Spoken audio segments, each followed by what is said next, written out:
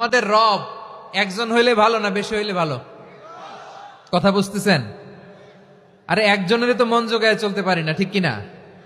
হ্যাঁ, একজন, তিনি যে আদেশগুলো দিয়েছেন আমাদের দুর্বলতার কারণে আমরা তো পারি না।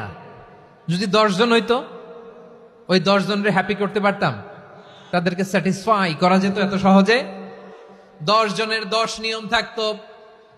একজন বলতো আমার সেজদা দিবি সকালে, আরেকজন বলবে আমার জন্য নামাজ পড়বি 3 বার, আরেকজন বলবে আমার জন্য যাকাত দিবি এতবার, আরেকজন বলতো আমার জন্য কুরবানি দিবা এতবার।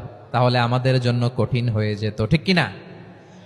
যদি ইলা একজন না হয়ে একাধিক হতো, একজন বলতো না আমি মহাবিশ্ব এভাবে চালাবো, আরেকজন বলতো না আমার মন চায় এভাবে, আমি এভাবে চালাবো, একজন বলতো সূর্য আমি পূর্ব দিকে উঠাবো, আরেকজন বলতো না আমি দক্ষিণ দিকে উঠাবো, আরেকজন বলবে না আমি উত্তর দিকে উঠাবো। এরকম আছে না নাই? ঝামেলা লেগে যেত। এজন্য বেশি রব হইলে আমাদের জন্য ঝামেলা, খোদা বেশি হইলে আমাদের লস।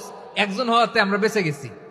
বারোয়াখালীবাসী আওয়াজ করে না, কথা বলে না। রব খোদা একজন হওয়াতে আমাদের সুবিধা হয়েছে না?